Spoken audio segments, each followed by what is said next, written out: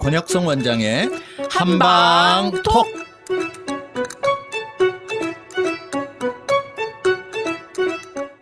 청취자 여러분 안녕하십니까? 권혁성입니다. 안녕하세요. 서유경입니다. 오늘의 주제는 우울증입니다. 네. 선생님, 우울증도 종류가 있나요? 예, 뭐 우울증의 그 어떤 형태, 그 상황에 따라서 우리가 이제 뭐 다양한 이름을 붙이죠.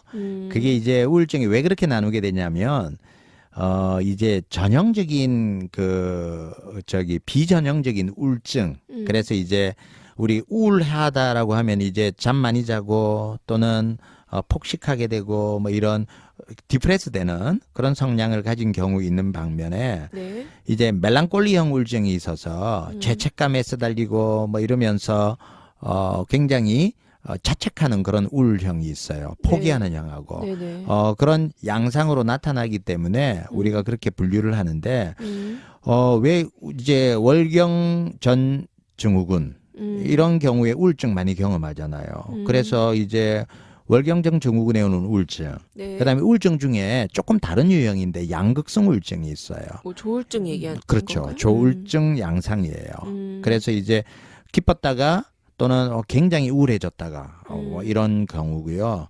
그다음에는 이제 우울증인데 거의 그 분열적 증상을 가지고 있는 거. 막 그 두드려 부수고 괴성을 지르고 감정을 억제하기 어렵고 주로 이제 아이들이나 아동에게 많이 나타나게 되는 경우인데 이런 것도 우울증의 한 부분이고요. 네. 출산 후에 산후우울증 이런 경우에도 이제 호르몬 변화 이런 걸로 온다라고 보고요. 최근의 보도는 남성만 오는 게 아니고 산후우울증은 여성만 오는 게 아니고 남성도 같이 앓더라. 너무 환경이 확 바뀌니까 맞습니다. 잠도 못 자고. 네네. 그래서 온다라고 보고요. 네. 계절형 우울증, 계절마다 우울증이 와요. 근데 우울증이라고 진단하는 건 잠시 왜 가을 되면 한 번씩 뭐 멜랑콜리 하면서 눈물 흘리고 이런 적 있잖아요. 그런 우울 기분이 드는데 네. 여기는 우울증이 되는 거예요. 계절만 되면 거기서 못 벗어나는 거예요. 제가 아는 모 PD님도 이러시더라고요. 네, 그런데 이런 사람들은 저희가 어떻게 보냐 하면 비타민 D 같은 것들이 부족해져서 온다라고 보고요. 비타민 D나 이런 것들만 잘 햇빛을 봐서 잘 섭취해도 많이 예방할 수가 있어요. 그 외에도 약물 우울증, 그다음에 정신병 같은 우울증 이렇게 상황에 따라서 이렇게 좀 분류를 해서 보기도 합니다. 네네. 그 이제 연예인들이 공황장애 많이 걸리잖아요.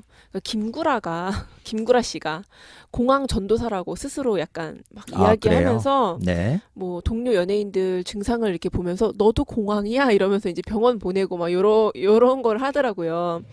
근데 김구라 씨가 강조하는 게 뭐냐면 약으로 다스려라. 그러니까 약으로 그걸 다스리고 치료하는 게 제일 중요하다고. 그런 정신 장애는 우울증도 좀 마찬가지일 것 같은데요. 네. 네네. 예, 맞습니다. 그 우울증이 오면 그냥 방치하는 것보다는 적극적으로 대치를 해야 되는데 의학적으로는 이제 항우울제 쓰죠.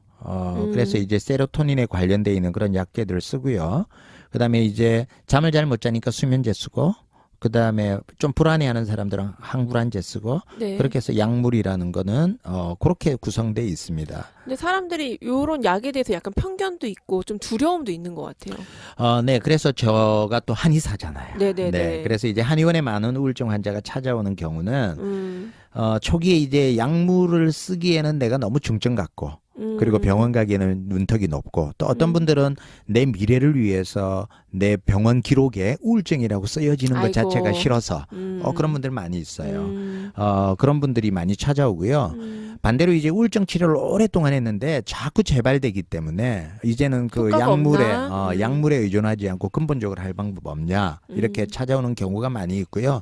그래서 한의사적인 제가 보는 입장에서는 장단점이 있다라고 생각을 합니다. 네네. 그럼 한의원에서는 어떤 치료 해주시나요? 네. 한방에서는 크게 이제 실증, 그러니까 이제 내가 굉장히 많은 사건과 이런 거를 경험해서 초기에 조증처럼 나타나는 그런 실증에 관련돼 있는 증상과 네. 그다음에 반대로 이제 허증으로 나오는 증상, 이 두 가지로 보통 생각을 하고 네. 치료를 한다라고 보시면 됩니다. 그래서 이제 실증 같은 경우에는 한방적으로 감기가 울체되면 스트레스 같은 것보다 간기가 울체가 되거든요. 그러면 막 짜증이 나면서 두통도 생기면서 이런 사람들은 그 간기를 풀어주는 치료를 하게 되고요. 네.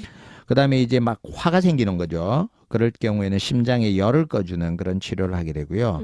허증 같은 경우에는 비장이 약한 우리 소화력이 약해서 장이 약해서 오는 경우에는 비장을 다스려서 좋은 영양을 흡수하도록 하는 쪽으로 치료를 하고요. 네네. 그 외에도 심장 자체가 약해서 불안하는 사람들은 심장을 튼튼하게 하는 그런 치료를 합니다. 그래서 뭐 한방적으로는 천황보심단 이런 같은 약재들을 써서 치료를 하고 있습니다. 이게 원인에 따라서 약이 다 다를 텐데 네.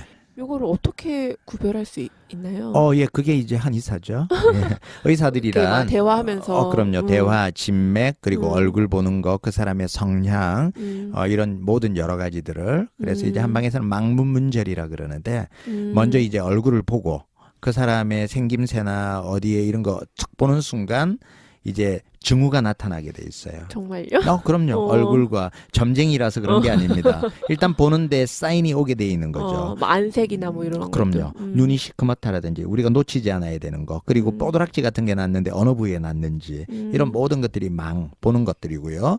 그다음에 이제 환자에게 자기의 주소증들을 듣죠. 그 정도에서는 어떤 병인지 다 파악이 거의 돼요. 그러고 나서 필요한 것들을 묻고요. 그러고 나서 이제 진맥이나 혀를 보거나 청진을 하거나 아니면 현대기기들 뭐 엑스레이를 찍거나 호르몬 검사를 하거나 이런 것들 객관적인 증거를 통해서 확진을 하게 되죠. 그 맥을 이렇게 잡으면 어디가 약하고 뭐 이런 게 예, 한의학에서는 예, 28맥이라고 해서 네. 그 본인이 가지고 있는 원래 상맥, 정상적인 내가 가지고 있는 패턴의 맥이 있는데 그 패턴의 맥과 달리 나타나는 맥을 총관책이라 그래서 내 손가락 3개, 3개, 6개잖아요. 네네. 양쪽으로 3개씩 잡고 맥을 보잖아요. 거기에다가 위로 뜨는 거 중간에 그리고 이제 입체적으로 꾹 눌렀을 때 그렇게 해서 54가지, 54가지의 경우의 수가 손가락에 나오는 거죠.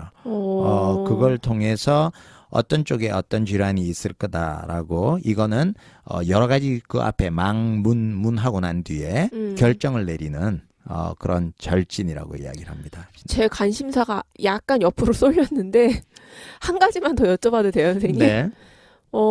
사극에 보면요. 네. 이렇게 실을 묶어가지고 네. 진맥을 하잖아요. 네, 네. 이거 가능한 일이에요? 제 이제 최근에 이제 한의와 이제 의사들과의 치열한 뭐 이래 분쟁 이런 것 네네. 때문에 의사협회에서 옛날에 나오는 그런 사극들이 쇼고 그다음에 말도 안 되는 거다. 그래서 뭐 실로 임신맥 맞춰내면 내가 1,000만 원을 드리겠습니다인가 뭐 이런 광고도 내고 정말요? 그랬어요. 네, 그래서 제가 이제 의사 협회에 있는 친구들하고 이제 니네들 너무 심하다 뭐 이렇게 이제 사실은 모독 주는 거죠. 네, 그런 이야기들 했는데 이제 한의학적으로는 임신에 관련돼 있는 맥이 있고요. 그래서 네. 어느 정도 임신이 됐는지를 판단하고요. 그렇습니다. 그래서 실에 묶어서 한다. 뭐 저는 못할 것 같지만 예전에 뭐 그런 기계가 없는 정말 숙련된 그런 사람들에 의해서 정말 이것밖에는 뭐 의지할 그런, 게 없을 네, 때. 그런 파동, 그런 맥의 파동을 실끝에서 이렇게 잡아낼 수도 있지 않았을까? 뭐 제가 못하니까 뭐라고 말씀을 못 드리겠습니다. 선생님은 못하시지만 할 수 있는 사람은 있었을 것이다. 네. 네, 감사합니다. 우울증은 주변 사람들의 역할도 되게 중요한 것 같아요, 선생님. 네, 맞습니다. 우리가 어떻게 도와줄 수 있을까요? 그래서 사실은 주변에 있는 인물들이 제일 중요해요. 제가 좀 우울한 것 같다라고 하면 적극적으로 관심 당연히 보여야겠죠. 네네. 그래서 들어주고 이해해주고 공감하고 격려해주라. 그래서 제일 중요한 게 공감이에요.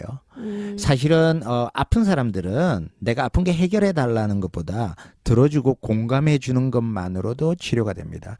그건 친구들만의 문제가 아니고요. 진료실에 앉아 있는 저 같은 의사들에게도 똑같아요. 맞아요. 많은 환자들이 와서 본인은 본인의 이야기를 하고 싶어 하잖아요. 맞아요. 내가 아프다는 걸 하소연하거든요.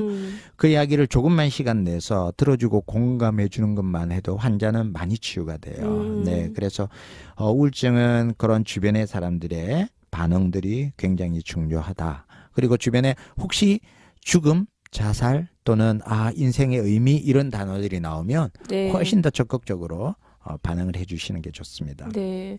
우리가 이제 사실 우울증을 겪을 수밖에 없는 좀 요런 환경 가운데 우리가 조금 몰려 있는데 우리가 평소에 생활 습관이나 뭐 이런 것들을 통해서 우울증을 극복할 수 있는 팁들이 네. 있다면 무엇이 있을까요?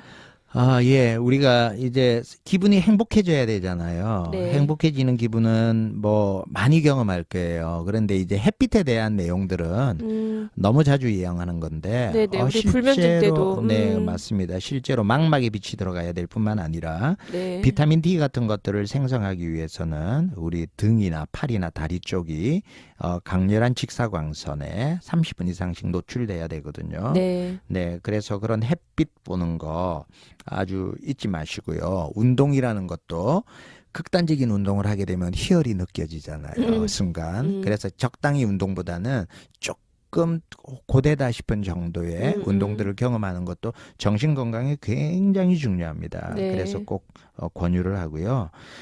우울증은 극복하기 10계명 이렇게 해서 이제 제가 강의할 때 환자들에게 청취자들에게 이제 설명을 합니다. 네. 그래서 첫 번째 하라. 우울증이 있는 사람들은 주변 관계 내가 있다라고 싶으면 예전에 절교했던 사람들도 찾아가서 관계를 좀 회복시켜라. 그리고 사람들하고 좋은 관계를 맺기 위해서 애를 써라. 그래 관계 회복하기가 우울증 극복의 첫 계명이고요. 네. 두 번째는 한의학적인 건데 황기를 많이 섭취해라. 근데 그냥 황기라는 약재 아시잖아요. 네네. 그냥 먹기는 힘드니까 삼계탕에 넣는 거. 삼계탕에다가 황기 한 근씩 그러니까 한 뿌리에 파는 것들을 닭 한 마리에 그렇게 많이 내서 건더기를 많이 먹으면 의미가 없어요. 국물을 네네. 삼계탕 우러난 국물을 많이 섭취하라. 네. 라는 게 2계명이고요. 그다음에 이제 담배를 끊는 게 좋습니다. 흡연하는 사람이 발생률이 올라가거든요. 네. 세 번째는 카페인을 많이 섭취할수록 우울증이 옵니다. 왜냐하면은 디프레스 되는 시기가 많아지거든요. 네, 그래서 카페인 섭취를 훨씬 줄여라. 그다음에 앞서 이야기했지만 단 것 많이 먹는 사람들이 우울증 늘어났잖아요. 네. 그 보고대로 단 것을 많이 절제해야 줄여라. 됩니다. 예. 그래서 일시적으로는 단 거 먹으면 행복해지는데요. 그게 다 독이 되는 거죠. 세 번째는 양질의 단백질을 많이 먹어라. 생선, 치즈 이런 것들, 네. 달걀 이런 것들. 그리고 물을 하루에 8잔 이상씩 많이 마셔라. 대사를 위한 거고요. 네. 그 외에 이제 비타민, 종합 비타민 D부터 시작해서 다양하게 우울증을 예방할 수 있는 그런 비타민을 충분히 복용하라. 그리고 햇빛을 보라, 운동을 하라. 앞서 이야기했죠. 네. 이 10가지입니다. 오늘 우울증에 대한 이야기 나눠봤습니다. 네, 감사합니다. 지금까지 진행의 권혁성, 서유경, 제작의 김미옥, 박송이였습니다.